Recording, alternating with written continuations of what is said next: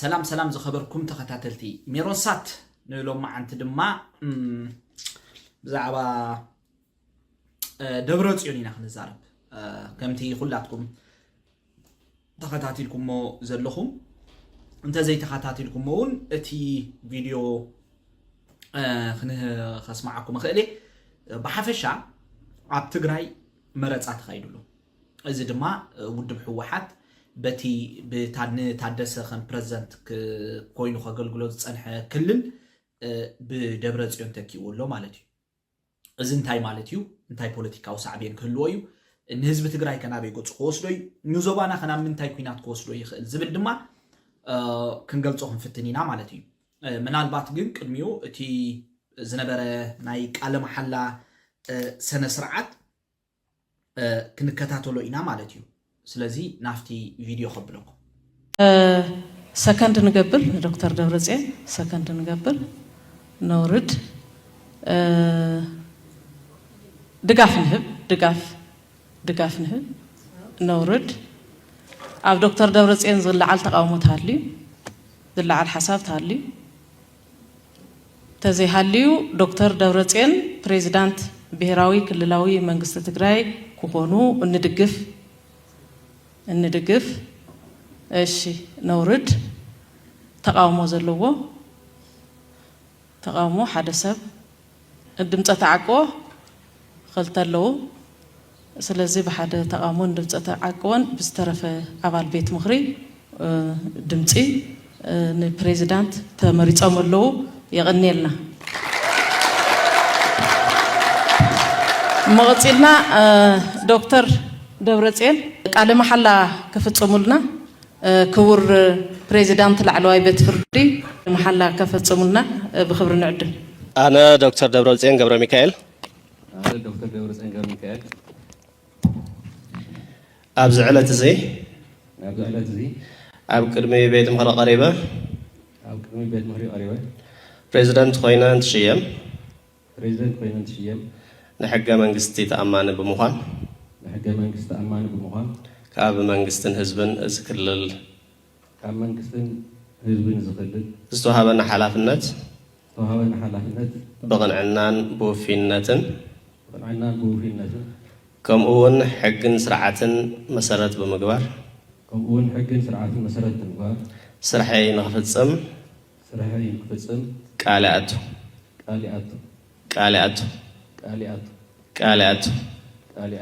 يعني لي اوكي كم زبز فيديو ريخم مزلخم افتي قال محلا دبرصيون قال محلا فصيمولو حجي ابز خلته ነገር دبرصيون ናይ بحقي اماراص دين تግራይ ዝብል ሕቶ ክምለስ ክኽእላሎ ሕጂ እንታይ እዩ ንህዝቢ ትግራይ ውድብ ሕወሓት ኣብዚ ሰዓት እዚ ኣማራጽ እዩ ንምንታይ ተልካ እቲ ውድብ ዋላዳ ነታ ዓዲ ኣብዚ ሓለፈ 20 ዓመት ናብ ዓዘቕቲ እትዩ ዋዩ ብዙሕ ኣኽሲርዎም እዩ ብዙሕ ዋጋ ከፊልዎም እዩ ዝያዳ ኮን ተጋሩ ዝምልከት ተኾነ ሕጂ ግን ተጽምዶታት ውን ተቀራሪቡ ስለዘሎ بقطتاون نسبي ኤርትራ ስለዝትንክፍ ክንሪኦም ፍትኝና ማለት ሕጂ ደብረጽዮን ወይ ውድብ ሕወሓት ንህዝቢ ትግራይ ከም ህዝቢ ኣይጸልኦን ሓቂ ክንዛረብ ተኾይና ማለት ስኻ ትግራዋይ ኮንካ ከይትሰርሕ ገዛ ከይትሃንጽ ዝተያኻትብሎ ሆቴል ከይትውንን ከይትመሃር ገለመለ ኣይክልክለካን ምናልባት ኣብቲ ስልጣን ምስ መጻኻ ማራ ኣስጋእ ተኾንካ ከዓ ናብ ምቕንጻል ገጾም ይኸዱ እዮም እዚ ሳሕት ዝረአዩ ንህዝቢ ትግራይ ግን ወይነት ዞባ ግን ደብረጽዮን ኣማራጽ ዲ ዝብል ግን ኣብ ሰዓት እዚ ኣማራጽ ሕጂ ውድብ ሕወሓት እንተዘየለ ሰዓት እዚ እቲ ውድብ እንተጠፊዩ እቲ ሓይል ናይቲ ህዝቢ ሙስዩ ዝጠፍእ ኩሉ ግዜ እዚ ንልዕሊ ነዊሕ ዓመታት ኣብ ልዕሊ ኣብ ልብ ህዝቢ ትግራይ ዝሰረጸ ውድብ ብዙሕ ታሪኻዊ ድሕረ ባይታ ስለ ዘለዎ ኩሉ ግዜ እንታይ ኣሎ መሲልካ ምስ ህዝቢ ኣታችመንት ኣሎ ምትሓዝ ኣሎ ኩሉ ግዜ حجي أبي أحمد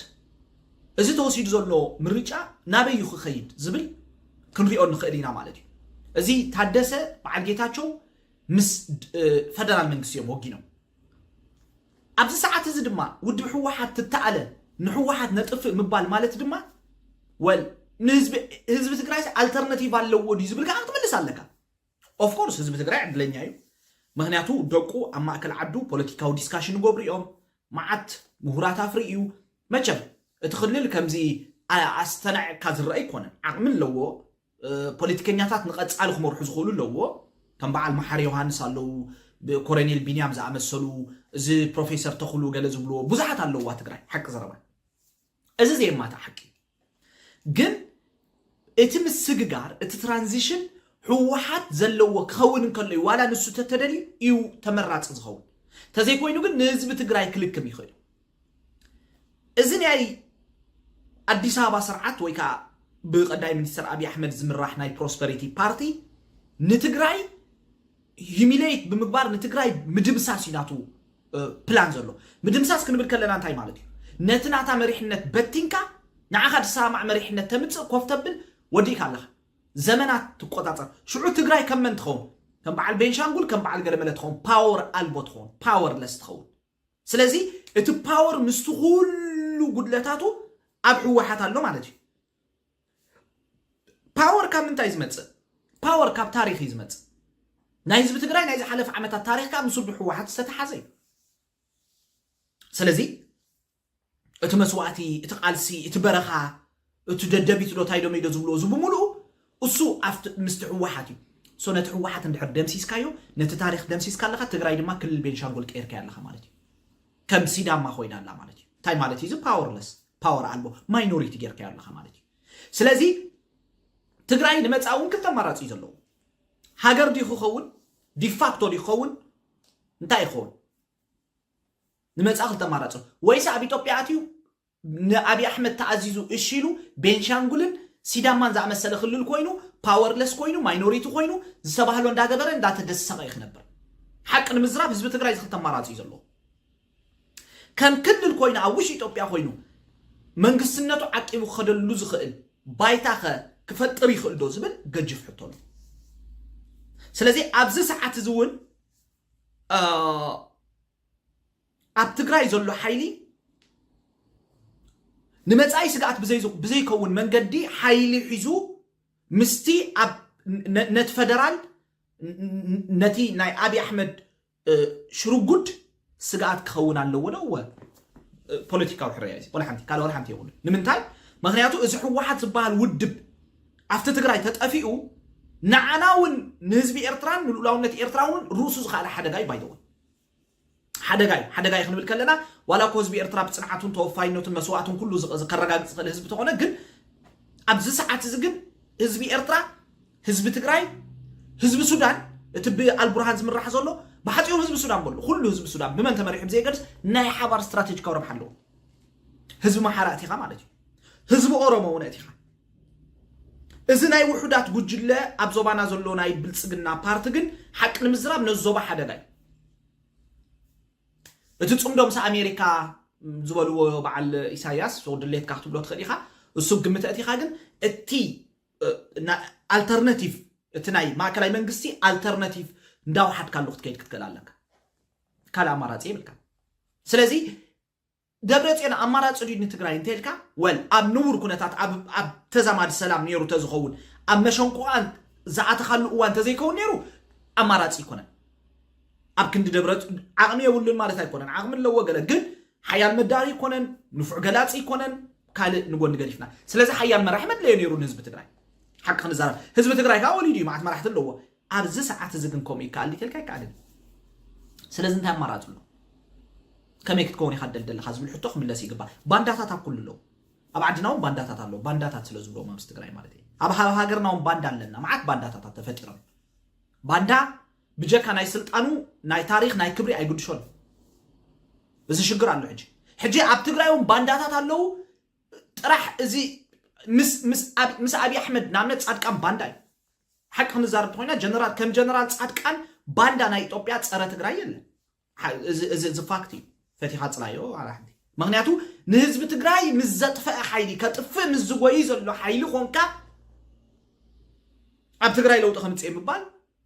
ብጀካ ጻልጣዕሽነት ካልኦን ሓንቲ ክበሃል ኣይከኣልን በለፅካ ብመሰረቱ እውን ቂምታ ስለ ዝነበሮ ምስ ትውድቡን ናይ ቂምታ ጉዳይ እውን ኣሎ ስለዚ ካብ ቂምታ ዝብገስ ስትራቴጂካዊ መዋፅኦ ንህዝቢ ትግራይ ክኸውን ዘይክእል ኣይድያ እዩ ማለት እዩ ስለዚ أموداتا دبرتين أمارات سنين نابز بدينا نملس برقص دبرتين أب ساعة تزا أمارات كلا أمارات يلا فدرال تايك قبري حجة حبير كازر رأي فدرال ناب كوينات كأتو دي تلكا أب ساعة زي أب تقرأي كوينات مولع مالت كال مسوز مت صعبين كلي أتوزوبا مولو كندري كبيد بارع كبيد مقاص قلو خصعبين من تايتلكا مس السودان تتناخي فلو زناي قدامي ميسر ابي احمد بزي ناي كلل امحارالو بزي ناي تغريالو اتناي ايرترا بعبيلو بركترتيني ايرترا يتباهيلو سلازي لا امريكا تصطاتون توسيخولو حجي باور رن يلي زولو يزمسل امارات تداخم يازلا كم قدم ገንዘብ አይመጽኒም ትነድዳላ بإيران ناي ندادي اهرمالو كاب اوبيك وصيالا ازنتاي خسب السعوديه امتفناني اتازل حجي دايركت مفتفنان دلو كاب اوبيك موصا السعوديه عرب ابز حلفه غليصينيا سلازي اماراتو نبعلا اب ጭንቀት ያዘላ حجي ጭንቀት ያ ተደላ امارات نبعلو ابيكم زلو يفلጥ سلازي اتصوتا ازي يزلو سلازي اتا خلشو خيدا ات ماكل سحبت ኤርትራ ሆይንሎ ተልና ምግናና ይኮነን ኤርትራ ብርግጥ ማከል ስሕበት ኮይንሎ ነዚ ስሕበት ነዚ መጽ ይዘሎ ሓይሊ ብኸመይ ክመሓደር ኽል ኣብ ጥቕሚ ህዝቢ ኤርትራ ኣብ ጥቕሚ ሓፋሽ ህዝቢ ኤርትራ ክውዕል ይኽእል ካል ርእሱ ዝኻለ ዛዕባ ናይ ገዛናይ እቲ ኩነታት ፖለቲካ ግን ከምኡ እዩ ዝንበብ ሕጂ ናይ ብሓቂ ንዘብቦ እቲ ማእከል ስሕበት ኤርትራ ኮይንሎ ከምቲ ጀነራል ሰባሓት ኤፍሬም ማእከል ስሕበት ዝበሎ ማለት እዩ እዚ ስሕበት እዚ ሓይሊ እዚ ዓቕሚ ዝግን ከመይ ጌርካ ሞቢላይዝ ጌርካ ነትዓዲ ማይ ኤሌክትሪክ ገለመለ ተምጽሉ ናይ ኤርትራ ካል ዛዕባ ኣብ ትግራይ ውን ኮሙ ማለት እዩ ትግራይ ውን ሕጂ ፓወር ያትድልብ ዘላ ምክንያቱ ፌደራል ይጽቦ ይዘሎ ስለዚ እቲ ስትራቴጂ እቲ መዋጽኦ ዝተባህለ ስትራቴጂ ናይ ህወሓት ሰራዩ ዘሎ እቲ ዝወሰድዎ ሕርያ ሓቂ ንዘረባ የዋጾም ይዘሎ ትሕርያ ዋጽ እዩ ሕጂ ኣወጻጽይዎም ትምርጫ ማለት እዩ ስለምንታይ ኣብነት ምርጫ ወሲዶም ወል ምስ ሓያል ክትከውን ኣለካ ኩሉ ግዜ أنت حيل بيكم زلور يوم ميزان حيل يوم نبيك خير خير كات نجيرهم كأخونه of course تماعيلهم كأخونه زناب زخيدي تدعم خمسة زلهم أبيهم تساعدون تباعيلهم كأخونه خلو سلزم واصوت